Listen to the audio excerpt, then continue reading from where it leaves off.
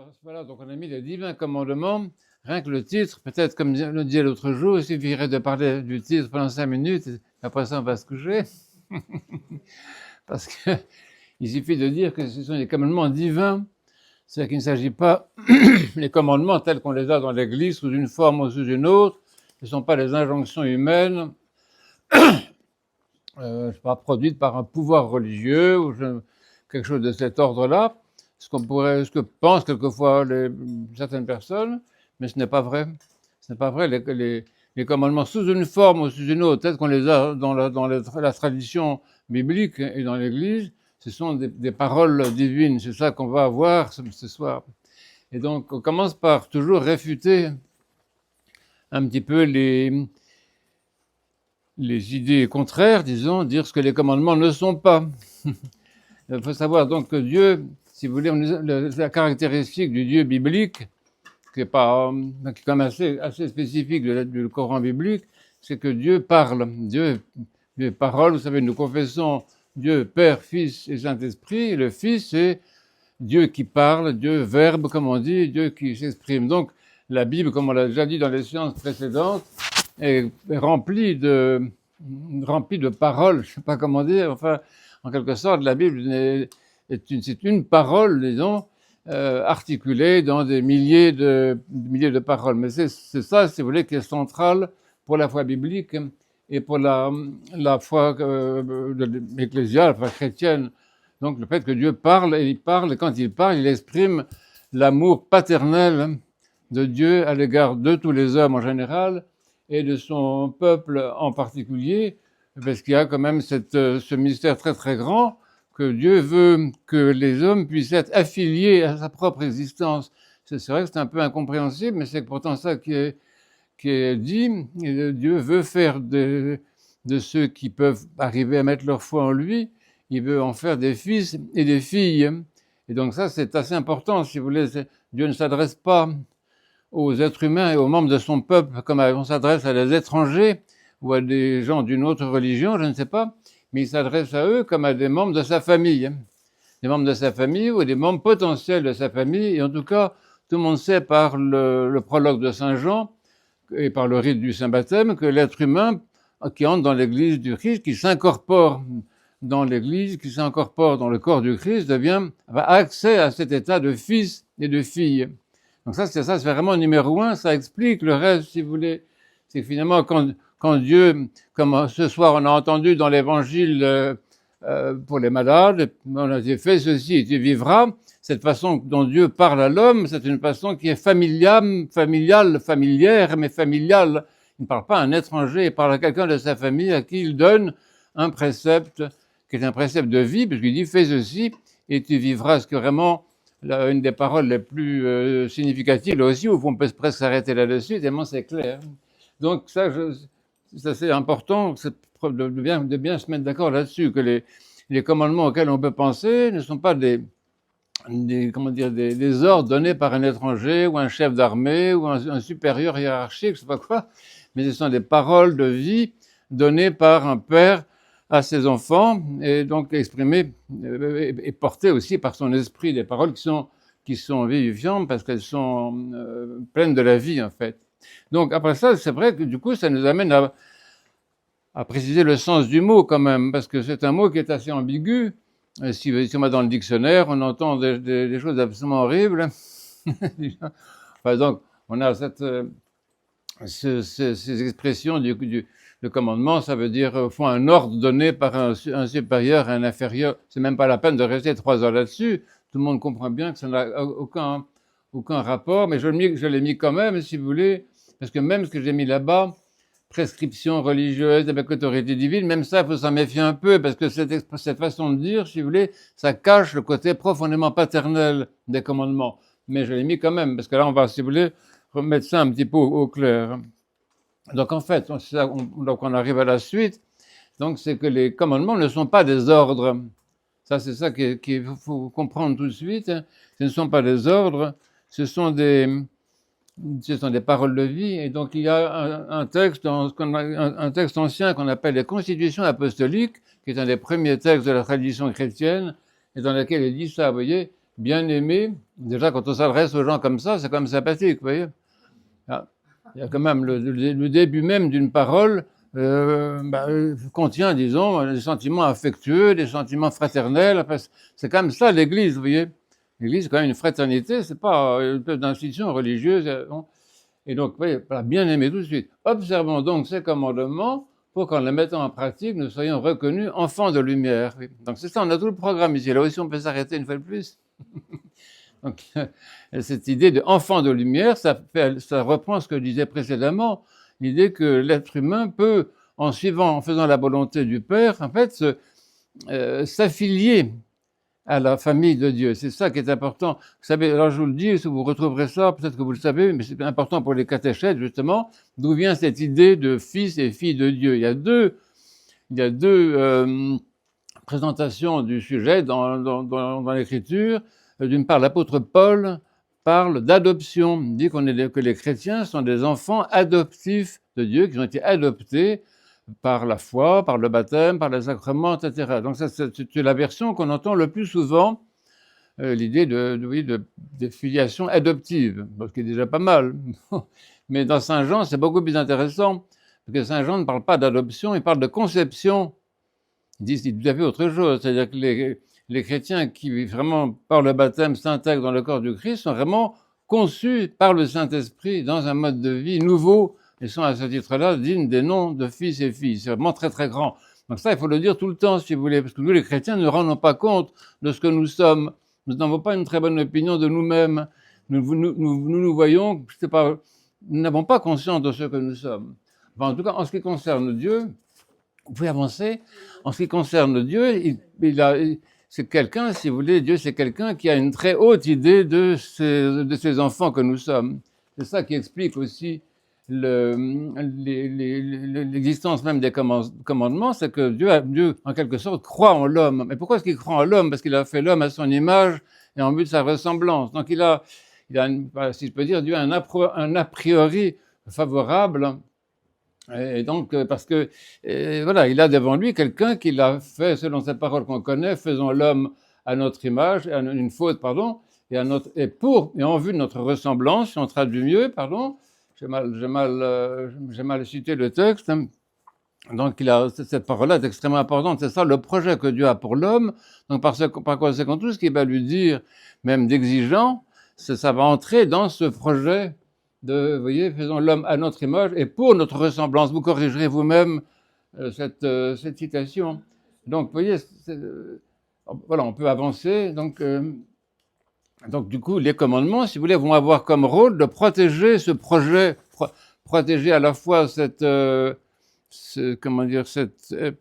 personne précieuse qu'est le baptisé, le membre du peuple de Dieu, le protéger, le guider, le former et le conduire vers le but qui est la ressemblance avec Dieu. Donc ça, il faut voir, si vous voulez, que les commandements ont un but de transfiguration de l'être humain. Bon, ils le protègent de la destruction. C'est vrai que toutes les lois données à Moïse, qu'on voit dans le Deutéronome, sont des lois qui sont faites pour protéger aussi les êtres humains d'eux-mêmes, les protéger des autres, mais les protéger aussi d'eux-mêmes, parce que si on ne fait pas attention, les gens s'entre-détruisent, comme vous savez très bien. Mais ce n'est pas uniquement ça. Vous voyez, ça serait un côté uniquement négatif, au fond, des commandements. Mais ce n'est pas uniquement ça. C'est fait pour guider l'être humain, pour l'apprendre à être autonome, surtout. C'est autonome. Voilà. Donc, en fait, cette situation est très importante ici, c'est que ça définit l'existence humaine comme une existence en dialogue. Ça, on le dit souvent, je crois que presque chaque fois on redit ça, mais c'est extrêmement important. Les grands spirituels roumains de notre époque ont beaucoup insisté là-dessus. C'est ça qui définit la condition humaine. C'est une condition en dialogue divino-humain. Donc ça, voilà. Parce que, et même le Christ nous a appris, vous avez entendu dans l'Évangile comment il parle, il dit à ses disciples, il dit, vous n'êtes pas seulement mes disciples, mais vous êtes mes amis. Donc il y a cette statut d'égalité, en fait, que Dieu donne à l'être humain. Et quand même, quand le Christ est glorifié à la droite du Père après la résurrection, il est à la droite du Père avec toute l'humanité qu'il porte. Vous voyez. Donc le statut de l'humanité tel qu'il sort de la Bible et de l'Évangile est un statut extrêmement important, dans lequel Dieu se reconnaît, dans lequel Dieu se complaît, et dont Dieu veut vraiment veut faire la ressemblance de lui-même. C'est ça. Et c'est pour ça qu'il nous apprend ça, nous apprend à faire sa volonté, parce que c'est en faisant la volonté du Père, à travers justement les commandements, voilà, on fait ceci, fait cela, essaie d'éviter ça, etc. Bon, toutes ces indications paternelles qui sont données par Dieu, c'est ainsi que l'être humain arrive finalement à, comment dire, à enrichir ce dialogue, parce que faire la volonté de Dieu, aimer la volonté de Dieu, c'est vraiment ce qu'on peut faire de mieux.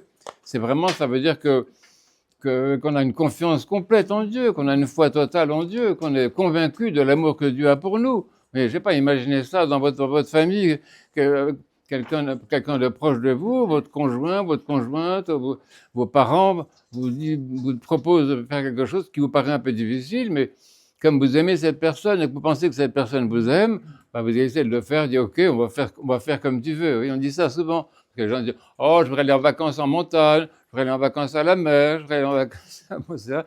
Et finalement, écoute, si ça te fait plaisir, on va faire ce que tu veux. Oui, c'est ça l'expression fondamentale de notre relation avec Dieu. C'est, je ne comprends pas tout, mais je sais que tu m'aimes et tu sais que je t'aime, et donc on va faire comme tu veux. Vous voyez, ça c'est très très profond. C'est en fait l'école de l'amour. Je pense que la plupart d'entre vous ici connaissent quand même le sens du verbe aimer.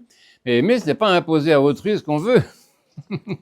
Je t'aime, donc tu feras ça, tu mangeras du chocolat et puis c'est tout. Mais non. Aimer, c'est tout à fait autre chose. C'est effectivement un dialogue, c'est une synergie, comme on a dit dans d'autres conférences. C'est une alternance, ça demande une réponse, ça demande un consentement. C'est ça, voilà, au fond, dans la base de la relation de dialogue, c'est quand même le consentement. Et donc, tous les commandements de Dieu reposent là-dessus, sur un consentement, mais qui est un consentement libre, vous voyez, de la part de l'être humain. Parce que nous avons la liberté de faire autrement. Personne n'est obligé d'être chrétien, hein, personne n'est obligé d'être baptisé. Faites ce que vous voulez, hein, c'est pas un problème.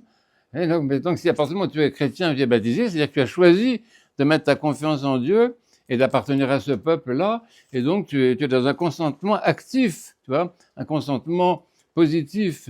Consentement, c'est pas passif, c'est actif le consentement. Hein, ça, c'est très très important. Il faut connaître le sens des mots quand même. Voilà. Donc on avance un petit peu.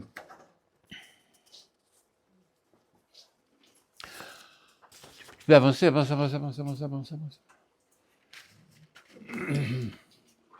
Voilà. Donc, alors ça, c'est assez important. C'est le sens des mots. Il faut savoir que en hébreu, qui est comme la langue de base quand même pour nous, parce que tout ce qu'on fait dans l'Église, ça vient du judaïsme. Ça, il faut le redire de temps en temps.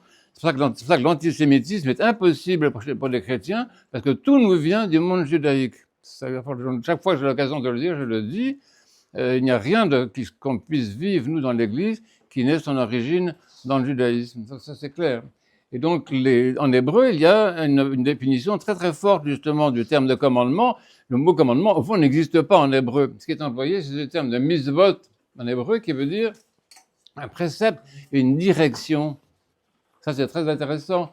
Oui, en grec, le mot entoli, en grec, c'est la même chose. C'est une direction. C'est va de ce côté-là. C'est plutôt de ce côté-là qu'il faut aller. Voilà la direction. Voilà le chemin de la vie. Et dans un livre très ancien des premiers textes chrétiens qu'on a, qui s'appelle la Didaché, il dit il y a deux voies. C'est pas compliqué. Il y a une voie qui conduit à la vie et une voie qui conduit à la mort. Heureusement, c'est simple, il n'y en a pas 35, il y en a deux. Bon. Et donc, effectivement, le commandement, le mitzvot hébreu, c'est cette parole qui te dit, mais va par là, c'est là qu'est la vie, c'est là qu'il y a de l'eau. Par exemple, vous allez dans le désert, vous dites, est-ce qu'il y a un puits? Ouais, en voiture. Ah, je cherche une station de carburant pour ma voiture. Ben, ça arrive, ça. Alors, tu regardes, les gens qui disent, c'est là-bas, va là-bas, tu prends à droite, là-bas, à gauche, etc. Et tu verras, il y a une station. Je ne dis pas la marque parce que je ne suis pas là pour faire de la publicité.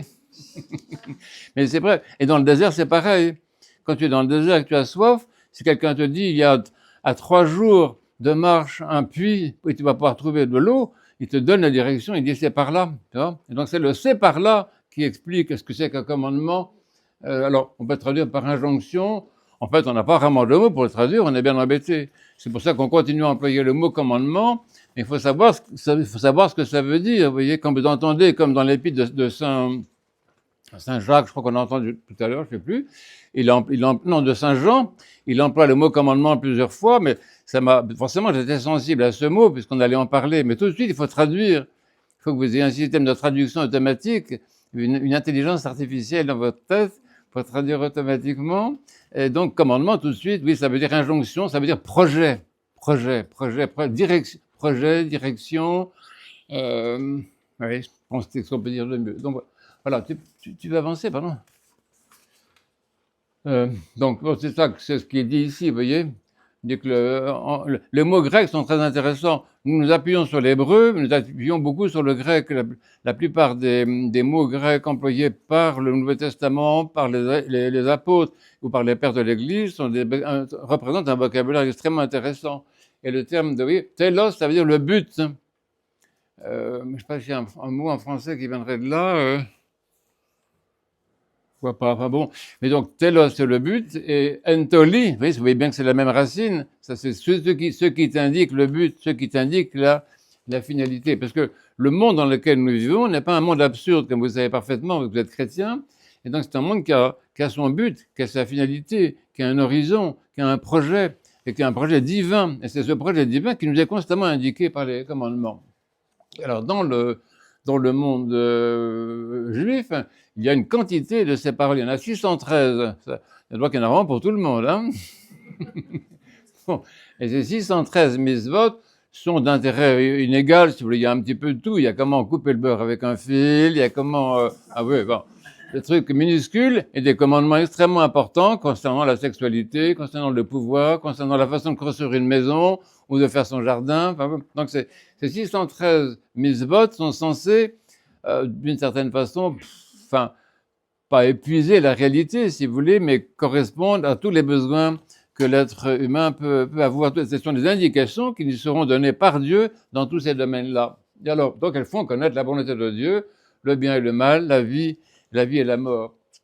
Alors, il y a un recueil en hébreu qui s'appelle Halakha, qui est un recueil des préceptes du Talmud, justement pour vivre selon les volontés. Et c'est intéressant parce que l'hébreu halak veut dire marcher, justement. Donc, quand je vous dis qu'il s'agit d'une direction, d'un projet, c'est ça que je veux vous dire. Et vous retrouvez ça dans le psaume 142 que vous connaissez par cœur, la plupart d'entre vous, et que nous disons tous les jours, en tout cas l'office de Matzine, dans la plupart des offices. On vous dit ça quand même, fais-moi connaître la voie où je dois marcher, apprends-moi à faire ta volonté. Nous disons ça à Dieu tout le temps. C'est-à-dire que nous demandons à Dieu ces commandements. Nous ne demandons pas à Dieu des ordres, nous demandons à Dieu des indications, des repères, des directions, un projet, une aide, un accompagnement aussi, un accompagnement. Vous savez, c'est le rôle des anges en particulier. Je ne sais pas si vous connaissez les anges un petit peu. Le rôle des anges est justement d'assurer cet accompagnement de l'être humain selon la volonté de Dieu. C'est le cas dans le livre de Tobie que vous avez lu certainement, comment vous allez lire demain matin. Dans le livre de Tobie, on voit que l'archange Raphaël vient et accompagne Tobie en voyage. Donc il y a des tas d'exemples, il y a d'innombrables exemples. Le monde angélique est extrêmement important. On ne peut pas expliquer la transmission des messages divins sans l'existence du monde angélique. Donc les gens qui nient le monde angélique se mettent en panne eux-mêmes. Mais il n'y en a pas beaucoup. Voilà, donc ça c'est assez important. Vous voyez, marcher, c'est ça qu'on va retrouver. Et je vous renvoie au psaume 118 qu'on n'a pas le temps de lire maintenant parce qu'il est très long, mais c'est un très très beau psaume. C'est le grand psaume qu'on dit le samedi et qu'on lit dans les offices des défunts. Mais c'est le psaume en tout cas qu'on dit le samedi matin. C'est le psaume le plus long du psautier.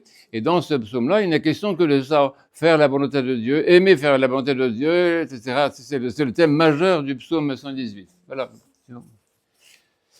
Donc après ça, on avance. Oui, j'essaie d'aller vite quand même pour qu'on puisse discuter après, si vous voulez.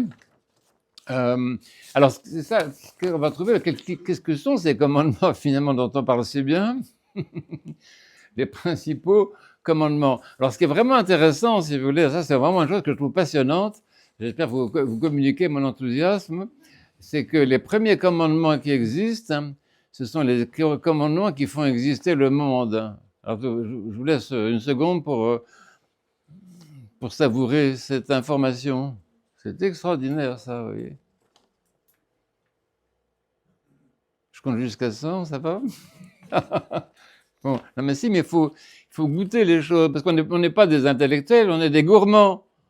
C'est autre chose, hein. On vient là pour se nourrir de la parole de Dieu, pour la savourer, pour dire, Ah, c'est un truc là qui est vraiment intéressant, qui est vraiment bon, qui est vraiment... Mais on ne comprend pas, mais on mange. On ne provoque pas, mais on goûte. Et ça, c'est ça, c'est ça la philosophie biblique. Il faut vraiment sortir complètement, nous les chrétiens, d'une vision intellectuelle du christianisme. C'est une catastrophe. Ça détruit le christianisme en profondeur, vous voyez, pour retrouver le sens gustatif, si je peux dire, du christianisme. Et donc, il y a des paroles comme ça, des choses qui sont dites et qui ont un goût absolument extraordinaire, qui sont savoureuses. Et ça, cette idée-là, vous voyez que les premiers commandements qu'on connaît, ça on le dit jamais, je n'avais jamais entendu dire par personne, sauf par moi. Heureusement que je suis là. Que voilà comment dire, Dieu donne à l'être, comment dire, il donne le commandement, le précepte d'exister. Dans ces paroles-là que vous connaissez, que la lumière soit, c'est un commandement. Vous voyez. Que la terre produise ceci, c'est un commandement. Vous voyez. Donc c'est très important. Ça veut dire qu'en fait, la création dans son ensemble, elle est l'expression de la volonté de Dieu, puisque elle est une réponse à cette injonction initiale. Alors, en ce qui concerne, je passe rapidement sur la création de l'homme, parce que c'est intéressant, c'est la seule créature qui ne soit pas créée de cette façon-là. Dieu n'a donné aucun ordre à l'être humain. C'est pas le sujet là tout de suite, si vous voulez, mais c'est super intéressant. Autant il dit que la lumière soit, que les oiseaux volent, que les poissons nagent, enfin, etc. Mais il ne dit pas que l'homme soit. Pas du tout. C'est étonnant, ça, vous voyez. Pas du tout. Il se dit entre Père, Fils et Saint-Esprit, à l'intérieur de la Trinité, il dit, voilà, on va faire ou faisons l'homme à notre image et pour notre... Donc il y a un projet, une communion, un projet parental, si je peux dire, qui s'exprime à travers cette parole-là et qui fait que Dieu ne crée pas l'homme, il ne crée pas l'homme, pas du tout. Je sais pas, on a vu ça. Il n'y a pas de création de l'homme. Montrez-moi le texte, ça n'existe pas. Il façonne l'homme, il le modèle. Hein. Après avoir dit, voilà, on va faire ça, on va le modeler, on va le faire avec les éléments de la création. Mais l'existence de l'homme ne répond pas du tout à une injonction. C'est très curieux. C'est très original. Ouais, voilà. Et alors, en revanche, une fois que l'homme est sur pied, si je peux dire, donc il y a des paroles qui lui sont données et qui sont donc effectivement des commandements paroles, des injonctions, des projets, après tout ce que je viens de dire précédemment. Écoutez, on va se mettre d'accord sur un truc. Chaque fois que j'emploie le mot commandement, je l'emploie dans le sens que j'ai dit avant, ok? Je ne vais pas traduire chaque fois. Voilà. Donc, c'est la parole de Dieu à Adam, c'est une parole qui tient à 4 points. C'est assez simple. Pensez que, je crois, les autres qui ont trouvé 613 mises-votes, ils les ont trouvés après, vous voyez. Mais initialement, il y a 4 paroles fondatrices concernant la fécondité. Il s'est dit plusieurs fois, c'est très important, le commandement de fécondité. Qu'est-ce que vous voulez? C'est dit, un autre commandement qui est la royauté, la souveraineté sur les créatures, c'est-à-dire la responsabilité de l'homme par rapport à la création, c'est quand même important. Vous savez, à notre époque, on parle d'écologie ou de choses comme ça, éco-bio, etc. Bon. En fait, il faut savoir que derrière notre préoccupation écologique, il y a justement un commandement divin. Il y a une responsabilité qui a été donnée à l'homme à l'origine même, dans le principe même des choses, une responsabilité royale qui a été donnée à l'homme par rapport à toutes les créatures. Donc c'est très important, ça. Vous voyez, il y a, si vous voulez, il y a un motif théologique et biblique profond à s'engager, si je peux dire, du point de vue écologique, en commençant par respecter, à ne pas marcher sur les plantes qui sont là, les respecter, les fleurs, même un brin d'herbe, vous voyez, enfin, pas vider son... bon. Pas laisser tourner son moteur dans les forêts, choses comme ça. Bon, alors vous voyez, c'est très important. Et concernant l'alimentation, alors c'est intéressant, vous verrez, je n'ai pas le temps de voir le détail, c'est dit 2 fois. Et il y a un commandement qui est le premier commandement, qui est nettement un commandement, on va dire, végétarien, c'est-à-dire tu mangeras des plantes, des graines, etc. Bon. Et le deuxième commandement concernant l'alimentation, c'est après l'Arche de Noé. Et donc, il y a une différence où Dieu, comment dire, indique à l'être humain la possibilité de se nourrir de viande dans certaines conditions que vous verrez, en ne mangeant pas le sang, etc. Bon, mais disons qu'il y a une alimentation animale qui est bénie à ce moment-là. Mais ce sont des bénédictions. J'aurais dû dire ça. Voilà un truc que je n'ai pas dit. Et un commandement, c'est une bénédiction aussi. Parce que qu'est-ce que c'est qu'un commandement ou un projet? C'est que c'est porteur d'une grâce, c'est porteur d'une énergie divine. C'est vraiment intéressant. C'est le principe même de la bénédiction. La bénédiction, ce n'est pas une autorisation, ce n'est pas une permission juridique, c'est pas ça du tout. C'est la grâce de faire quelque chose qui est bien. Ça, c'est génial, vous voyez. Et donc, tout ce que dit Dieu, ce sont des bénédictions. La bénédiction de la fécondité, la bénédiction de la royauté, la bénédiction pour l'alimentation, et également l'interdit. Mais il y a très peu d'interdits. C'est très curieux. Il y en a très très peu. Il y en a un seul concernant la connaissance, qui est une question extrêmement importante, qui est une question fondamentale. Mais les autres interdits auxquels on peut penser, ils sont arrivés bien plus tard, après la chute, hein, dans la loi révélée par le Christ à Moïse, et qui se figure dans le livre du Lévitique, du Deutéronome, etc. Là, il y a des interdits qui sont faits pour protéger l'être humain et l'empêcher de s'auto-détruire. Hein. C'est un peu comme les stops, les machins comme ça. On met un stop, et si tu ne mets pas de stop, on va sortir toutes les 3 minutes en entendant les bruits de verre cassé. Oui, donc l'interdit, c'est une protection. Donc effectivement, vu l'état de l'humanité, Dieu est intervenu pour protéger, souvent protéger l'homme de l'homme d'ailleurs, et protéger l'homme de lui-même. C'est principalement, je crois que le sens des interdits, c'est principalement ça. Vous pouvez le noter dans un coin, c'est protéger l'homme de l'homme. Ça revient à peu près à ça. Bon, mais non, mais donc dans les premiers commandements sur la Genèse, il n'y a pas tout ça. Oui. Alors, tu vas penser par là. Alors, après ça, on peut passer rapidement, mais ces paroles de vie, elles sont dites à des personnes. Ça, c'est important. Vous voyez, Dieu ne parle pas en l'air, en général, comme ça. Il parle à une personne, même à Adam, il lui parle à Adam et Ève, il leur parle comme à des personnes, vous voyez. C'est très important là, parce que je disais, la vie, c'est un dialogue avec Dieu. Donc partout, il y a ça, il y a cette rencontre qu'on voit dans l'Évangile, quand le même Dieu parle à la Samaritaine près du puits. Ben, c'est le même Dieu qui a parlé à Adam, on le voit faire ça. C'est-à-dire que c'est son comportement. C'est comme ça que Dieu se reconnaît, à une relation personnelle, à une rencontre.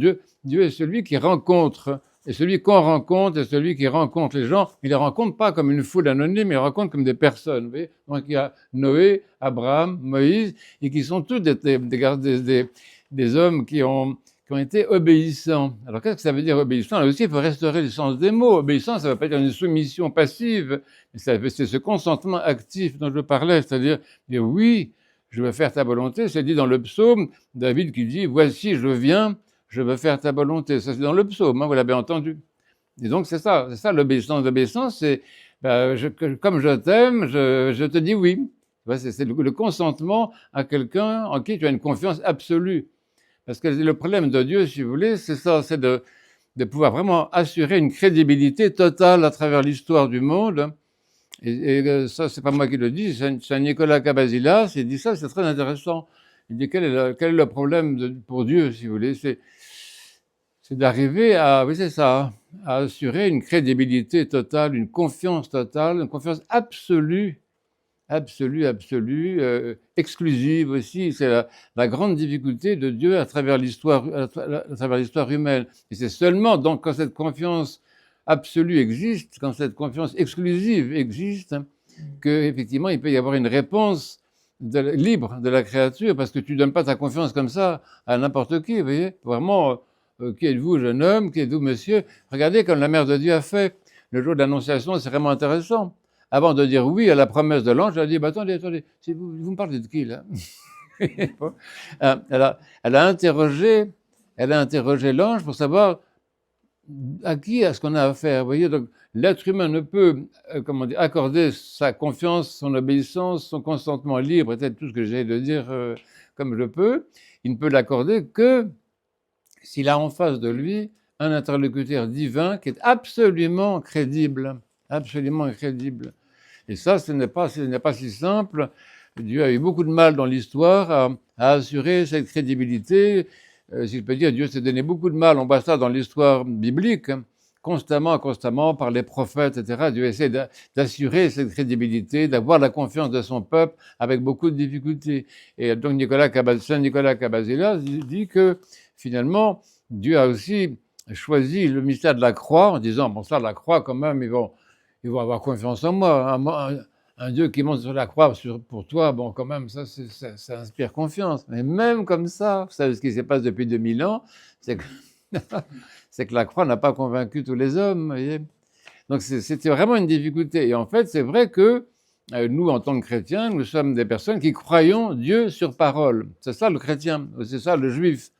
C'est ça, les musulmans aussi sont comme ça, je pense. Les gens de la Bible qu'on connaît, on croit Dieu sur parole. Et tu crois Dieu sur parole parce que il a donné des signes de crédibilité, il a gagné ta confiance pour toutes sortes de raisons qui sont souvent très personnelles. Très personnelles, vous voyez.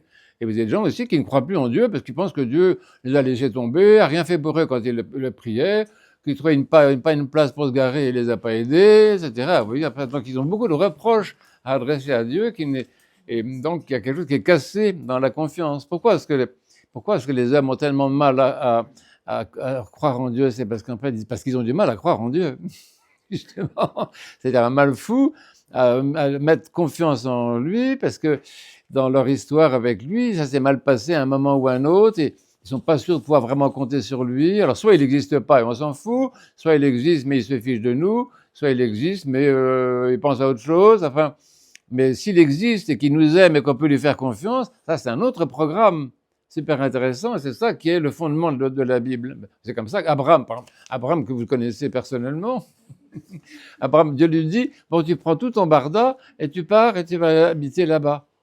Et il y va. C'est fou quand même. Vous auriez fait ça, vous? Et non seulement il fait ça, mais attends, il fait pire que ça. Tenez-vous à vos chaises. Abraham n'avait pas d'enfant, comme vous savez. Dieu lui donne un fils. Bon, tout va bien. Après ça, il lui dit, bon, ton fils que je t'ai donné, maintenant tu vas me le sacrifier. Et Abraham, il va. C'est pour ça qu'Abraham est toujours donné comme exemple, c'est l'homme le plus obéissant du monde. Et comme il a été jusqu'au bout, et finalement, au bout du compte, il a dit, bon, ça va, laisse tomber. Et on a pris il y avait un mouton, je ne sais pas quoi, une bête dans le coin, qui a été sacrifié à la place d'Isaac. Mais l'obéissance d'Abraham, c'est vraiment quelque chose c'est un repère, si vous voulez, d'une obéissance absolue, parce qu'il a, lui, quoi qu'il arrive, vraiment des choses énormes comme ça, pour lui, ça n'altérait pas la représentation qui se faisait de Dieu comme d'un Dieu absolument bon et miséricordieux. Il n'a jamais douté de Dieu. C'est un homme extraordinaire, vous voyez. C'est pour ça qu'on aime beaucoup Abraham. Vous avez des enfants, appelez-les Abraham. Bon. Donc, vous voyez, on donne ces personnages-là, et ce sont des personnages obéissants. Et même Moïse, vous connaissez, mais il faut lire ça. Je ne sais pas ce que vous lisez le soir quand votre télé est en panne. Lisez l'Exode, hein, c'est génial. On voit comment ça se passe, parce que Moïse, il n'avait pas du tout en faire ce que Dieu lui demande, mais pas du tout. Il dit, oh ben non, mais je ne sais pas parler, et puis je parle pas anglais, je parle pas égyptien, je parle rien de tout ça. T'as qu'à trouver quelqu'un d'autre, et Dieu insiste, puis il finit par dire, bon, ben ok, j'y vais. C'est le moment où Moïse dit à Dieu, ok, j'y vais, c'est un moment extrêmement important. Mais il finit par mettre quand même sa confiance et croire que ce que Dieu lui demande, c'est pour le bien. Vous voyez, mais il prend son temps, vous voyez. Noé, c'est un peu différent parce qu'il a vraiment l'expérience d'être sauvé par Dieu. Donc, on dit, il fit ce que Dieu lui avait ordonné, mais parce qu'en fait, pour Noé, pour lui, il avait l'exemple, comment dire, la démonstration de la fidélité de Dieu. Bon. Voilà. Alors, après ça, donc, effectivement, on arrive dans ces commandements, il y a le fameux décalogue, alors qui est un texte extrêmement important, qui n'est pas le seul, mais qui est un espèce de résumé de toute la loi qui est donnée par Dieu, par le Verbe, c'est le Christ en fait, hein, le Verbe donné à Moïse sur le Sinaï. Et donc on a donc ce décalogue c'est pareil, il faut le prendre comme l'expression de l'amour de Dieu pour nous. C'est pas quelque chose que Dieu a donné pour embêter son peuple, vous voyez, mais c'est quelque chose que Dieu a donné pour guider son peuple et l'amener à progresser, à sortir de son matérialisme épais et à monter un peu sur la montagne, c'est-à-dire à s'intéresser à des choses plus profondes et plus éternelles. Donc c'est un texte qui est très important, que tout le monde doit avoir, que tout le monde doit connaître. Autrefois, quand on était petit, on l'apprenait par cœur, mais il y a des choses qui sont très importantes. Mais ça commence, le début est fondamental. Je suis le Seigneur ton Dieu, tu n'auras pas d'autre Dieu que moi. Ça, c'est ce que j'ai à l'instant. Comment dire, la confiance absolue et exclusive en Dieu. C'est ça. Et s'il n'y a pas ça, s'il n'y a pas cette confiance exclusive en Dieu, c'est même pas la peine de lire la suite. Même pas la peine. Si on ne sait pas que Dieu est amour, c'est pas la peine de lire la suite. Si on ne sait pas que Dieu est Père, c'est pas la peine de lire la suite. Vous voyez, tout est conditionné par ça. C'est-à-dire, ben voilà, je suis le Seigneur ton Dieu, et tu n'auras pas d'autre Dieu que moi. Et avec la suite qui est très importante, qui concerne les représentations, les images, le fait qu'on peut invoquer le nom du Seigneur, par exemple, maudire, des comportements religieux, comment dire, dégradés, hein, tout ce qui touche à la superstition, tout ce qui touche à la magie, c'est ça qui dit. Invoquer le nom de Dieu pour le mal, c'est se servir de la religion, la foi pour des pratiques négatives ou intéressées ou égoïstes. Alors, principalement, la superstition et la magie, qui sont deux déviations gravissimes de la religion et qui sont responsables d'ailleurs de l'éloignement de beaucoup de gens par rapport à la religion. Bon, après ça, effectivement, la consécration du jour.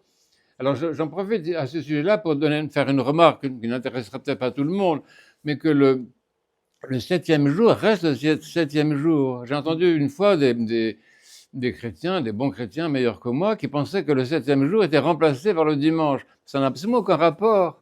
Ça n'a aucun rapport. Le 7e jour, c'est le samedi, c'est pas le dimanche. Le dimanche, c'est le 8e jour. Donc, l'idée que, par exemple, qu'on ne travaille pas le dimanche, ça n'a aucun rapport avec le 7e jour, mais vraiment aucun rapport. Si on ne travaille pas le dimanche, c'est simplement parce que le dimanche, c'est le jour de Dieu et qu'on se consacre à lui totalement. Mais ce n'est pas une transposition du sabbat. Vraiment, est-ce que c'est clair pour tout le monde, ça? Parce que j'ai entendu le contraire, en particulier dans le milieu roumain, de mes amis roumains, j'ai entendu le contraire. Des gens qui sont persuadés que le sabbat, le jour du repos, c'est le dimanche, c'est l'ancien 7e jour. Mais non, pas du tout, c'est un autre jour, c'est un jour qui n'existait pas. C'est intéressant. Le 8e jour, le jour de la résurrection du Christ, c'est un jour qui n'existait pas, mes amis. C'est très intéressant du point de vue intellectuel, du point de vue de la physique, du point de vue même je vois les savants qui réagissent là, c'est super intéressant.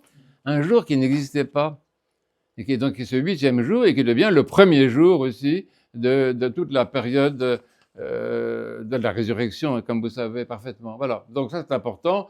Tu honoreras ton père et ta mère, c'est très important, on en a parlé. Tu ne commettras pas de meurtre, tu ne commettras pas d'adultère, tu ne commettras pas de vol, bon, toute la suite, tu ne convoiteras rien de ce qui appartient à ton prochain. Les derniers commandements se rapportent à des passions fondamentales qui sont chez l'être humain, qui consistent toujours à vouloir s'emparer de ce que les autres ont, même des voitures, des maisons, ou sans faire aucune allusion à l'actualité. Les gens qui cherchent à s'emparer des territoires des autres, par exemple, il paraît que ça se trouve, il y a des tentations, par exemple, d'annexer des problèmes. Ben c'est ça va contre ce commandement-là. Oui. Les annexions territoriales, si vous en avez entendu parler, ben c'est ça. Bon, on peut avancer. Alors, pour être plus complet, il faut savoir quand même que les tables de la loi remises à Moïse sur le mont Sinaï comportent encore des prescriptions qui concernent deux domaines intéressants, le domaine du culte et le domaine de la vie quotidienne. Et dans le domaine du culte, c'est très intéressant parce que ce sont dans ces prescriptions données par le Verbe à Moïse qu'on a, disons, la base de l'architecture du temple, ou l'architecture de nos églises aussi. C'est dans la Bible que c'est indiqué, ça sera comme ça sera telle longueur, telle largeur, telle hauteur. Des prescriptions extrêmement précises qui sont données concernant l'architecture sacrée. Ça, c'est intéressant. Bon. Alors, bon, on avance. Hein. Alors, ce qui est important pour nous, encore bien plus, puisque nous sommes chrétiens, donc témoins de la présence du Christ dans le monde, c'est que Dieu continue son travail, si vous voulez, de manifestation de son amour à travers la révélation, à travers la vérité, à travers l'expression de sa volonté, en fait. Au fond, c'est ça un peu. On peut dire que depuis la création du monde jusqu'à nous, Dieu est constamment à exprimer sa volonté, mais non pas comme une volonté qui veut imposer. La difficulté pour Dieu, c'est ça, si vous voulez, c'est de proposer ce qui est bon pour l'homme sans que l'homme ait l'impression qu'il lui impose. C'est le problème des enfants, ça. Tu dis, attends, un enfant fait ça, tout de suite, ah oui, mais je sais ce que... oui. Les parents connaissent bien ce problème-là. Donc, c'est extrêmement difficile. La place de Dieu, c'est une chose dont on ne parle jamais, ça. La difficulté que peut représenter la place de Dieu dans l'histoire. C'est constamment confronté a une liberté dont il est le créateur, donc ça lui apprendra à créer des hommes libres, mais une liberté qui soit doute de son amour, soit s'oppose à son amour, soit ressent son injonction comme l'expression d'un pouvoir, d'une autorité, etc. Et c'est vrai qu'il y a des déformations, même dans la Bible et dans l'histoire de la culture, en Occident surtout, mais un peu chez tous les chrétiens, des déformations où Dieu est comment dire, pressenti comme un Dieu qui t'empêche de vivre, qui veut toujours t'imposer des trucs, qui t'interdit ça. Il y a vraiment des déformations graves dans notre représentation de Dieu qui viennent de toutes sortes de malentendus. On ne comprend pas que quand Dieu nous propose quelque chose, c'est pour la vie. C'est pour la vie. C'est pas pour, on croit toujours que c'est pour nous embêter, mais non, c'est pour la vie, c'est pour la vie. Et ça, c'est assez important dans la catéchèse, justement, puisqu'on parle de ça, pour aider les enfants à avoir de Dieu une représentation juste. Dieu est un père, et ce qu'il te propose, c'est pour ton bien, c'est pas pour t'embêter. Et c'est ça le sens des commandements. Bon, et alors bref, au bout du compte, pour arriver à la suite de l'histoire, Dieu continue son projet toujours, Dieu Père, Fils et Saint-Esprit continue son projet de révéler sa volonté pour le bien de l'homme, pour que l'homme puisse arriver à la vraisemblance, c'est toujours le projet initial, si je me suis fait comprendre, et donc pour toujours, parce que Dieu est fidèle, on dit ça dans la Bible, on dit que Dieu est fidèle, mais fidèle à quoi? Mais il est fidèle à son projet, à ce qu'il a dit au début, ce qu'il avait comme programme au début, il le maintient, il n'a pas changé d'avis, toujours le même idée, l'être humain est créé à son image et en vue de sa ressemblance. Ça, c'est une idée fixe chez Dieu, ça change jamais. Et donc, pour que cette idée puisse arriver quand même à éclore, elle a éclos quand même. Il y a beaucoup de sainteté dans l'Ancien Testament, beaucoup de sainteté dans la Bible, beaucoup de juste aussi dans les différentes nations, dans les différentes cultures. Vous savez, quand on regarde l'histoire des religions, c'est très intéressant.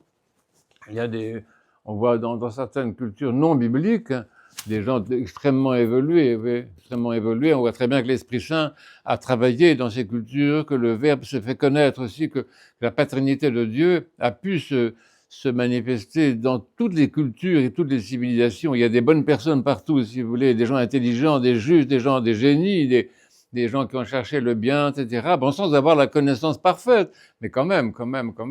Donc, tout ça, Dieu le fait dans toutes les cultures, et spécialement dans un peuple qu'il a choisi, qui est un peuple qui est particulièrement intéressant, parce qu'il est fait de personnes qui ont compris quand même à peu près le message de Dieu. C'est pour ça que Dieu s'est attaché à ce peuple-là, parce qu'il y avait des gens qui comprenaient. Il dit, bon, on va continuer avec eux. Bon. Et donc, au bout du compte, il se fait homme pour pouvoir manifester sa volonté d'une manière claire. Donc, ça, le motif, on dit, pourquoi est-ce que Dieu s'est fait homme? C'est une grande question. Mais il faut faire attention de ne pas poser la question de manière trop humaine. Mais quand même, la réponse à ça, c'est tout de même que Dieu s'est fait homme pour faire connaître sa volonté, faire connaître son projet, se faire connaître, mais se faire connaître en tant que père aussi. Il s'est fait connaître comme père à travers le Fils, justement, pour qu'on comprenne un peu ce qu'il veut, quel est son projet, qu'est-ce qu'il nous demande. Et pas seulement ce qu'il nous commande, mais ce qu'il nous demande, ce qu'il nous propose. Vous voyez, donc ça, c'est assez important. Et donc ici, on a, c'est dit clairement. Voilà.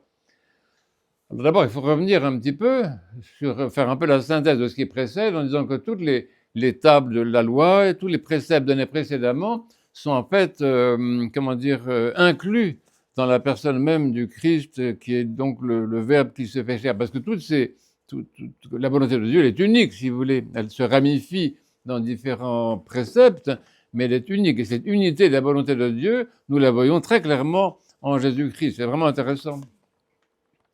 Voilà, et c'est pour ça qu'il se permet, le Seigneur en personne se permet de résumer en fait l'ensemble de la loi qu'il a lui-même donnée à Moïse. Est-ce que c'est clair pour vous que c'est le même qui a dit que la lumière soit, qui a parlé à Adam au paradis, qui a parlé à Noé, qui a parlé à Abraham, qui a parlé à Moïse? Est-ce que c'est clair pour vous que c'est le même et qui s'est fait homme au bout du compte? Que ce soit clair pour vous, ça, vous voyez que c'est le même Verbe, le même Fils de Dieu qui s'exprime du début à la fin de l'histoire. Ça, il faut que ce soit clair dans votre tête et que ce soit clair aussi pour les enfants. Mais ça se voit par l'iconographie. Heureusement, c'est pour ça que l'orthodoxie est un milieu très intéressant. C'est parce que nous avons une tradition iconographique qui est très cohérente. Et là, si on regarde les fresques, les icônes, mais surtout les icônes, c'est quelquefois un peu fragile, mais les fresques, les fresques de, je sais pas, de Montserrat, les fresques même de Venise, on voit que c'est toujours le Christ qui crée le monde, par exemple. Il a exactement le même visage. Vous voyez. Donc ça, c'est très important pour vous qu'il n'y ait pas de l'idée qu'il y a, je sais pas, 36 personnes qui sont intervenues dans l'histoire. Il y a une personne principale qui était intervenue dans l'histoire, c'est le Verbe du Père, rempli du Saint-Esprit et tout ce que vous voulez, mais le Verbe du Père, et c'est lui qui s'incarne. Et qui rassemble en lui, vous voyez, tout ça, c'est extraordinaire. C'est là le génie du Christ, il est capable de dire ça, vous voyez, de dire à ces deux commandements se rattache toute la loi. Donc, perdez pas de temps, tout est là-dedans, tout est résumé là-dedans, qui est donc l'amour du prochain, l'amour de Dieu, l'amour du prochain. Ce qu'on a entendu ce soir dans l'évangile du bon samaritain, où le Christ lui dit, qu'est-ce qu'il y a dans la loi? Qu'est-ce que tu lis dans la loi? Alors, le gars regarde, ah ben il est marqué, tu aimeras Dieu et tu aimeras ton prochain. Ben oui, c'est bon, ben fais ça. Et donc c'est très intéressant. On voit bien que le Christ, c'est vraiment le Verbe le Verbe en personne, le Verbe fait chair en personne. Il a tout en lui. Il porte toute la tradition biblique à l'intérieur de lui-même. Il la synthétise complètement. Il a une espèce de génie de synthétiser l'ensemble de la tradition biblique. C'est extraordinaire. Voilà. Alors, c'est pour ça que je me suis permis de vous mettre ce texte de Saint Basile que vous allez entendre plusieurs fois parce qu'on célèbre la liturgie de Saint Basile pendant le carême. Et Saint Basile résume un peu ça, vous voyez. Il résume le fait que Dieu a fait connaître sa volonté pour le salut de son peuple depuis le début et jusqu'à maintenant. Regardez ça, je sais pas, je vous le relis Saint Basile dit ça, il s'adresse au Père céleste. Hein. Tu as promis à l'homme, dans l'observance de tes commandements, il a promis quoi? Immortalité de vie et jouissance des biens éternels. Oui, ça illustre ce que je vous disais. Le but des commandements, c'est quand même le bonheur. Hein. Mais il ne t'a pas écouté, Dieu est véridique, son créateur. Donc c'est très important, ça c'est le thème de l'obéissance libre. Donc qui dit obéissance libre, dit aussi désobéissance libre. Ah oui, c'est pas une obéissance, si tu ne peux pas désobéir, ça sert à rien. Donc hop, et donc en fait, si vous voulez, c'est le drame de l'humanité, c'est terrible, l'histoire humaine est horrible. Hein. Mais en même temps, elle est géniale parce qu'en fait, on voit partout que Dieu n'a pas créé des automates, Dieu n'a pas créé des robots, n'a pas créé des espèces de mécaniques religieuses et pieuses, mais il a créé des hommes libres, et donc qui ont la capacité aussi de faire n'importe quoi, comme nous le savons par l'actualité et par nos propres vies aussi. Nous avons cette expérience de notre propre vie par rapport aux propositions divines que nous voyons dans l'Évangile, dans les psaumes. Voilà, on a plus ou moins envie, vous voyez, nous nous sentons libres. Il y a en nous, il y a comme une espèce de petite boussole comme ça une petite aiguille, qui est la volonté de Dieu qui part là. Moi, j'irai bien par là, vous voyez. Ou alors est-ce que vous avez lu les livres de Tintin et Milou? Parce que vous n'avez pas lu Tintin et Milou, on arrête tout de suite. Si, parce que dans les aventures de Tintin et Milou, il y a un personnage que vous connaissez très bien, qui est le capitaine Haddock. Voilà. Et le capitaine Haddock, donc, c'est ce personnage qu'on voit très souvent. Il est justement tiraillé par les tentations, par ça. Et finalement, donc, il exerce sa liberté comme il peut, généralement d'une manière plutôt catastrophique, hein, mais ça n'empêche pas d'être sauvé, vous voyez. C'est un très bon exemple. Bon, alors, revenons à Saint-Basile. Donc, hein, tu n'as pas écouté, son créateur, il a été séduit par la ruse du serpent, mis à mort par ses propres fautes. C'est quand même important, ça. C'est-à-dire que l'enjeu des commandements, c'est la vie. Et donc, la désobéissance, c'est-à-dire le fait de ne pas pouvoir suivre les commandements de Dieu, pas pouvoir faire la volonté de Dieu, ça conduit à la mort, parce que la volonté de Dieu, c'est une volonté de vie. Donc, si tu t'éloignes de celui qui est la source de la vie, vous voyez, ce n'est pas ce n'est pas des punitions juridiques, c'est des conséquences organique. Hein. Si je me rapproche du soleil, je vais être réchauffé, illuminé. Si je m'éloigne du soleil, je vais me refroidir et je ne verrai plus rien. Si je ferme les yeux, je ne vois plus le soleil. Si je ferme la maison avec les volets en plein jour, on dirait il fait nuit. Mais là, il ne fait pas nuit, il fait jour dehors. Ah oui, mais moi, je l'ai fermé chez moi. Bon, oui. Et donc, c'est une question organique. La relation avec Dieu, ce n'est pas une relation de type juridique ou comment dire, oui, c'est ça, c'est une relation de type organique, vital, réaliste. C'est extrêmement simple, c'est du réalisme. Oui. Et donc, c'est ce qu'on a ici. Mais alors, voilà. Après, j'ai sauté des passages. Tu, c'est toujours Dieu, tu ne t'es pas entièrement détourné de ta créature. Ça, c'est la bonté de Dieu. Tu l'as surveillé avec soin, selon les entrailles de ta miséricorde. Tu nous as parlé. Je vous disais que Dieu parle par la bouche de tes serviteurs les prophètes qui nous ont annoncé le salut qui devait être. Tu nous as, regardez bien, tu nous as donné une loi pour nous aider. C'est pas moi qui le dis, c'est pas le capitaine Haddock non plus d'ailleurs, c'est Saint Basile. C'est Saint Basile qui dit ça à Dieu, tu nous as donné une loi pour nous aider. C'est-à-dire que cette idée fondamentale que Dieu est bon, que Dieu est Père, que Dieu veut notre bien. Vous voyez, j'insiste un peu là-dessus parce que je sais très bien ce qui traîne dans la culture pseudo-chrétienne, tous les sous-produits du christianisme qui traînent à peu près partout, et chez les orthodoxes, et chez les catholiques, ça se 15 partout, hein, ça ne faut pas nous raconter d'histoire, les orthodoxes ne sont pas meilleurs que les autres là-dessus, des trucs qui traînent et qui sont faux, vous voyez, une idée négative de Dieu, qui est le contraire même de ce que Dieu a révélé de lui-même. Bon, vous voyez, tu nous as donné une loi pour nous aider. Et alors, on arrive à la suite. Quand tu arrives à la plénitude des temps, tu nous as parlé, regardez bien, tout est dit là. Tu nous as parlé en ton propre Fils. Je vous le disais. Hein, qu'est-ce que je vous disais? Tu nous as parlé en ton propre Fils, par qui tu as également fait les siècles. Donc, ça veut dire que Saint Basile, qui n'avait pas écouté la catéchèse de ce soir, avait fait tout à fait le lien entre celui qui a créé le monde par sa parole et celui qui s'est fait homme. Donc, c'est très très clair dans la tradition chrétienne, ça. Vous comprenez bien le texte, là, non? Tu nous as parlé en ton propre Fils, par qui tu as également fait les siècles. Il nous a donné des commandements de salut. Et alors, on arrive à une forme de commandement auquel vous ne pensiez peut-être pas, qui est le commandement ou le précepte ou l'injonction ou le conseil concernant la célébration, les sacrements. Il nous a également laissé en mémoire de sa passion salvatrice ce que nous avons présenté devant ta face selon ses préceptes. Et ça désigne l'Eucharistie. Donc, vous savez très bien que la liturgie que nous célébrons par obéissance. Le Christ dit, faites ceci en mémoire de moi. Bon, il a dit, on le fait. C'est bon. Il dit, baptisez les gens au nom du Père, du Fils et du Saint-Esprit. Bon, il a dit, on le fait. Et donc, nous fonctionnons beaucoup comme ça. L'Église, c'est vraiment ça. C'est un milieu où on fait ce que notre Maître nous dit, nous conseille, nous propose de faire. Et c'est pas par obéissance servile, vous voyez. Faut arriver mes amis, il faut arriver à retrouver le sens de l'obéissance libre, l'obéissance noble, l'obéissance qui te construit, l'obéissance qui te fait de toi une vraie personne devant Dieu. C'est autre chose que ce qu'on peut penser. Le mot obéissance, ça fait partie des mots blessés du christianisme, que j'aime beaucoup, parce qu'ils sont blessés, et parce que quand on les nettoie un petit peu, ils deviennent tout beaux. Mais le mot obéissance, c'est un très beau mot, vous voyez. Et tu sais ce que ça veut dire, obéissance? C'est marcher devant. Ça vient du latin, pour ceux qui ont fait du latin. C'est obire, c'est marcher devant quelqu'un. Donc on marche. Le pasteur, quand il a des brebis, il paraît, moi je sais pas, j'y connais rien, mais il paraît que le gardien d'un troupeau, il marche pas devant, il marche derrière. Et les chiens sont là, on a des chiens extraordinaires qui courent partout, et le berger, il est derrière, il n'est pas devant.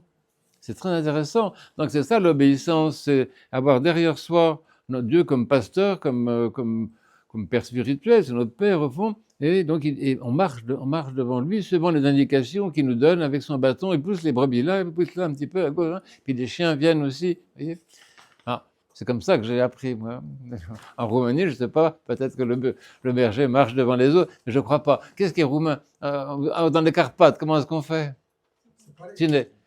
Dans les Carpates, le berger, il est derrière. Père Cléopas, qu'on a connu, il était toujours derrière. Il était en haut, comme ça, et les moutons étaient en bas. Donc, c'est pour dire que le mot obéissance, c'est un mot très intéressant. Ça ne veut pas du tout dire soumission servile, ça veut dire marcher devant Dieu. Et dire pour votre intérêt, le nom même d'Israël, qui est un mot douloureux, comme vous le savez, mais étymologiquement, le mot d'Israël, ça veut dire celui qui marche devant Dieu. C'est très intéressant. Donc, il y a dans la Bible cette conscience très forte, hein, que l'obéissance, c'est la dignité du Fils qui fait la volonté du Père et qui marche devant lui et qui suit son projet, qui accomplit le projet. Bon, voilà.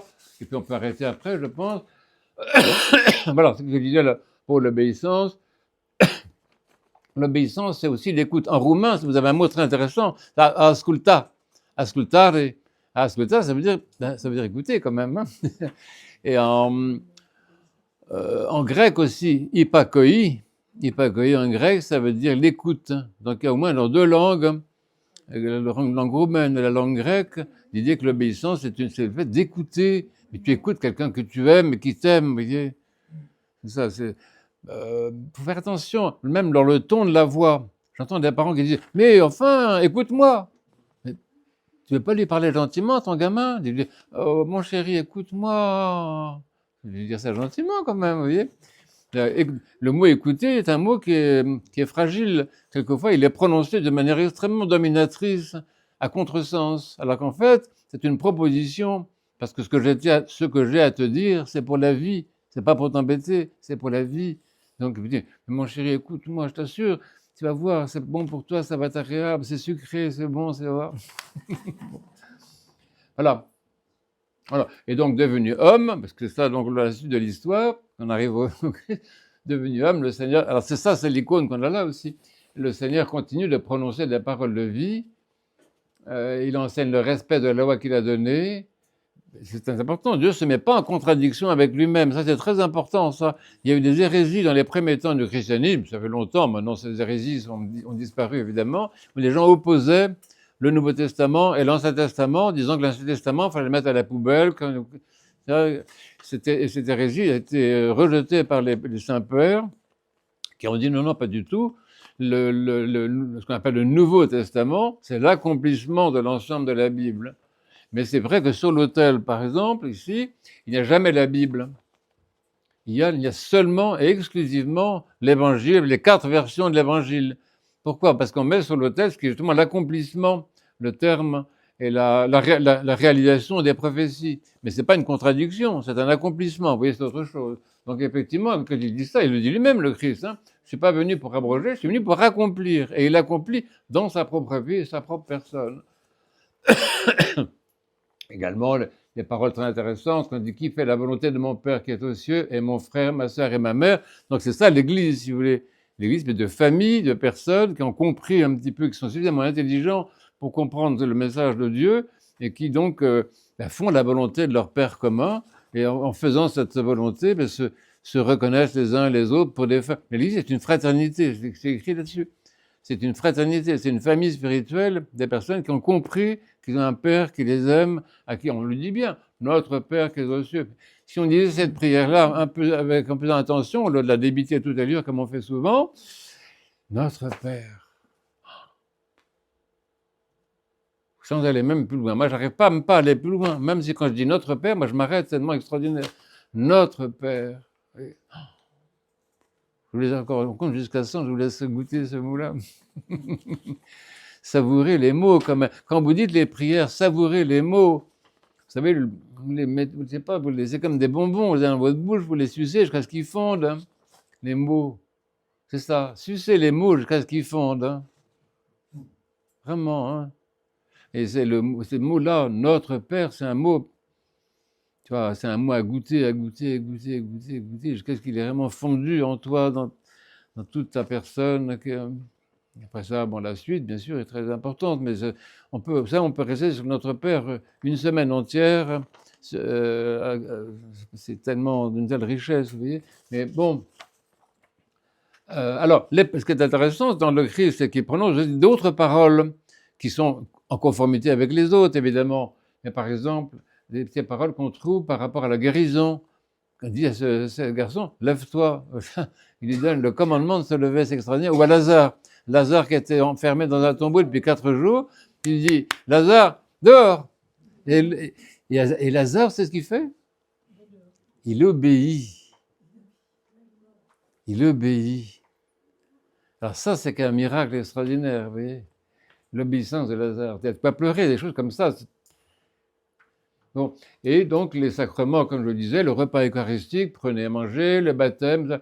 Donc, en fait, tout ce que nous faisons dans l'Église dérive d'injonctions, de propositions, d'indications, de conseils qui nous viennent du Christ, enfin, c'est le Fils de Dieu, qui nous viennent du Père, mais par le Fils, et qui sont prononcés de manière bienveillante. Vous savez, il y a une façon de lire l'Évangile qui est vraiment très importante, c'est de faire attention au ton qu'on emploie.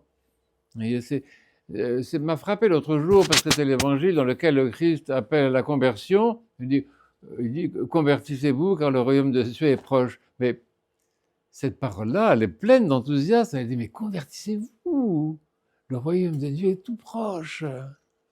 Il dit ça, comme super bonne nouvelle, super, oui.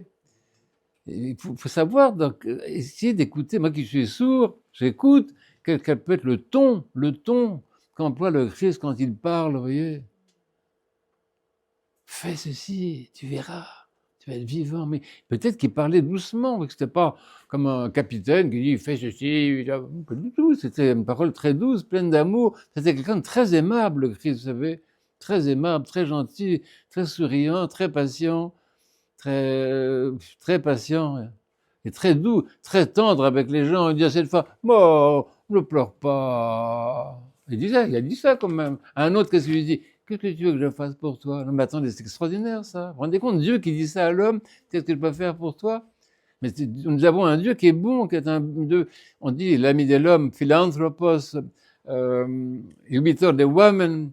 Mais oui, ibitor de women, ça veut dire qu'il aime les hommes. Mais la dit d'amitié, c'est prieten, lui, homme ou lui, prieten, homme ou lui. Mais on n'emploie jamais cette expression-là en roumain, malheureusement. C'est pourtant ça, le vrai sens, l'idée d'amitié, que c'est un Dieu qui te parle d'une manière affectueuse, d'une manière gentille. Tu vois, c'est pas un père, c'est pas des parents qui parlent à leurs enfants en les attrapant tout le temps, vous voyez. Pour retrouver le sens de la parole respectueuse, de la parole gentille qu'on échange entre nous, entre frères, entre époux, entre parents et enfants. Vous voyez, c'est vraiment important, ça, vous savez.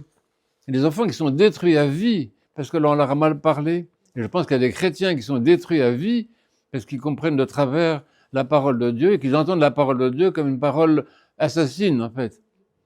Et les gens sont détruits à vie, vous voyez, quand ils ne pourront plus jamais mettre les pieds dans une église. Hein. Faire très attention. Là, on est ici pour retrouver justement le sens des choses pour le bien de nos enfants. Alors, où est-ce qu'on en est? Ah oui, alors ça, bien sûr. Ah oui, c'est pas autre chose. Hein. Voilà. Et en attendant, il faut tout lire. Je vous dis ça pour que votre joie soit parfaite. Mais je vous le dis. Qu'est-ce que je vous disais, vous voyez? C'est ça que Dieu veut. Il ne veut pas un ordre. Il n'est pas là pour établir une espèce d'ordre religieux, un peu de tyrannie religieuse sur la terre. C'est pas du tout ça le projet de Dieu, mais pas du tout, pas du tout, pas du tout. Ça, c'est vraiment des grands contresens. Il ne faut pas hésiter, vous savez, à mettre les pieds dans le plat. On agite sans agiter, forcément, si vous voulez, mais en tout cas, mettre les pieds dans le plat, en disant comme historiquement, les formes religieuses ont souvent été vraiment très, très, très déformées, vous voyez. Et qu'au lieu de manifester ça, c'est-à-dire euh, quelque chose qu'on organise pour le bonheur des gens, pour la joie des gens, ça a été organisé, ou ressenti en tout cas, comme des contraintes absolument insupportables. Oui. Alors c'est vrai, c'est pas pour justifier le fait que les gens soient athées et tout, mais ça explique un peu quand même, vous voyez. Je pense que l'être humain, il a envie d'être fils, il n'a pas envie d'être esclave. Hein. Donc il veut que Dieu lui parle comme un fils, oui, il veut entendre comment Dieu lui parle gentiment et comment Dieu lui parle comme un fils. Oui. Bon, je crois que c'est tout. Voilà, après ça, il y avait une conclusion, c'était c'est pas. Tu veux, avant les conclusions. Voilà, c'est écrit dessus. C'est comme le fromage, vous savez, c'est écrit dessus. Hein. Les commandements sont libérateurs. C'est comme. Oui, ah oui, la désobéissance humaine répond à la thérapeutique divine de l'obéissance. Ça m'a invité à faire la volonté du Père, sa volonté. Hein.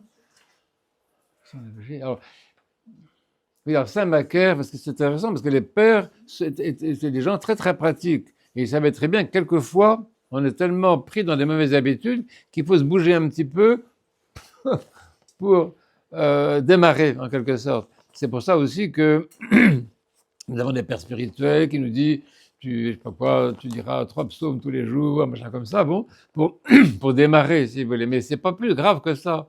C'est pas plus grave, c'est simplement... Voilà, on est obligé de se faire violence, pas pour quand même passer changer de registre, passer de la désobéissance à l'obéissance. Mais ça, on le fait parce qu'on veut bien aussi. Même ça, on le fait librement. Alors, bien entendu, il y a cet exemple-là. Ça, c'est très important. Ça, si vous voulez, c'est le prolongement de tout ça. Je dirais, c'est la rencontre, vraiment la vie mystique des chrétiens. Le fait qu'en suivant les commandements, bah, après ça, on continue, et on entend cette parole de Christ qui dit suis-moi. Bon, tu as fait tout ça, c'est très très bien. Tu as fait ma volonté, c'est très très bien. Tu es un bon garçon, je suis content, c'est ça. Mais suis-moi. C'est-à-dire que quelque chose qui est proposé, qui est au-delà des commandements quand même, qui est au-delà de lois. Et tous les évangiles qu'on a en ce moment, c'est très intéressant. L'évangile qu'on a dimanche prochain avec le fils prodigue, le fils aîné, l'évangile qu'on a eu dimanche dernier avec le publicain et le pharisien, toutes ces paraboles que le Christ emploie, c'est pour montrer que la loi c'est bien, mais que comment dire, le mouvement du cœur, la conversion personnelle, l'expérience vraiment vivante de Dieu, c'est ça qui est vraiment important. Vous voyez. Donc ça, c'est très clair. L'enseignement du Christ a été très clair. Alors c'est pour ça que hier, il avait des problèmes avec les rabbins, les autres rabbins, parce que le Christ est un rabbin aussi dans son temps. Les problèmes qu'il a avec les rabbins, c'est que les rabbins étaient tous là pour défendre la loi de manière stricte. Ils pensaient que c'était ça qu'il fallait faire, que c'est ça qui allait, je sais pas quoi, sauver le peuple de Dieu, etc. Et le Christ, du coup, il oppose, tout en accomplissant la loi, etc. Il l'oppose, il dit, oui, mais il y a un plus. Il propose d'aller plus loin que la loi dans quelque chose qui est une expérience personnelle par le Saint-Esprit. Ça, c'est ça qui est la grande, je pense, le grand événement dans l'histoire. Bon, il y a le grand événement que Dieu se fait homme, évidemment, mais c'est là aussi la place du Saint-Esprit dans tout cela. C'est-à-dire que c'est par le Saint-Esprit qu'on a accès à un mode de vie qui est agréable à Dieu, dans lequel on fait la volonté de Dieu, mais dans lequel on le fait vraiment par amour, par amitié, par intérêt, par enthousiasme, par passion même éventuellement pour l'évangile. Les gens qui sont des passionnés de l'évangile, comme ça existe. Vous voyez. Mais ça, c'est au-delà de la loi. Vous voyez, c'est pas parce que c'est la loi, c'est parce qu'on a envie, parce qu'on est amoureux de Dieu. Vous voyez, c'est parce qu'on est entiché de Dieu qu'on se bouge. Et c'est ça que le Christ suggère quand il dit suis-moi. Et ce garçon, ce monsieur qui avait tout fait, bah finalement, il a dit non, une autre fois, quoi. Il a laissé tomber. Il a laissé tomber parce qu'en fait, la loi lui suffisait. Et ça, c'est très embêtant, surtout nous les orthodoxes, parce qu'on on est un peu, on est un peu judaïsant quand même dans notre comportement. Quelquefois, on pense que tu es un bon orthodoxe si tu as fait tout ce qu'il fallait faire. Bon, c'est tout. Mais le Christ te dit, oui, ok, quand tu as fait tout ce qu'il fallait faire, moi, en tant que ton Dieu, je te propose autre chose. Suis-moi. Suis-moi, donne-moi ton cœur, deviens mon ami, mangeons ensemble, parle-moi, téléphone-moi tous les jours. Enfin, oui, une relation d'amitié. Et donc, il faut accepter cette invitation. Il faut accepter cette invitation. Autrement, le carême, par exemple, tu peux arriver à la fin du carême en disant, je suis un bon orthodoxe, j'ai fait tout ce qu'il fallait, comme le pharisien. Oui, mais le Christ, il demandait autre chose. Il ne demandait pas simplement d'avoir jeûné quand il faut jeûner, mais machin. Il demandait une relation personnelle. Dieu, il veut qu'on l'aime, vous voyez. Il s'en fiche qu'on soit des bons chrétiens qui vont... Il veut qu'on l'aime, il veut être aimé, il veut une relation d'amour. C'est ça qui intéresse Dieu. Et ça se voit depuis le début. Parce qu'en fait, la ressemblance, je m'arrête là-dessus, c'est justement dans l'amour de Dieu et l'amour du prochain que la ressemblance s'accomplit. C'est là que l'être humain ressemble véritablement à Dieu. Ça, c'est vraiment intéressant. Parce que nous ne pouvons pas imiter Dieu autrement. Nous ne pouvons pas imiter Dieu autrement et donc connaître Dieu autrement qu'en nous aimant les uns les autres. C'est vraiment intéressant. Alors voilà. Bon, c'est tout. Bon, voilà. On s'arrête là-dessus. Merci de votre attention et de votre patience. M'en parlons. Je parle un peu comme ça, librement. Je parle comme je crois aussi, comme je sens. Et je pense que la vie est extrêmement courte. Alors, il faut arrêter de tourner autour du pot, il faut aller à l'essentiel, qu'est-ce qui est vraiment important, qu'est-ce qu'on a vraiment à transmettre, vous voyez. La vie est assez courte, les temps qu'on vit et qu'on va vivre sont des temps extrêmement difficiles, donc il faut vraiment savoir de quoi est-ce qu'on parle, qu'est-ce que c'est d'être chrétien, pourquoi est-ce qu'on est chrétien, qu'est-ce qu'on a à transmettre, qu'est-ce qu'on sait de Dieu, etc. Qu'est-ce qu'on a compris, c'est ça.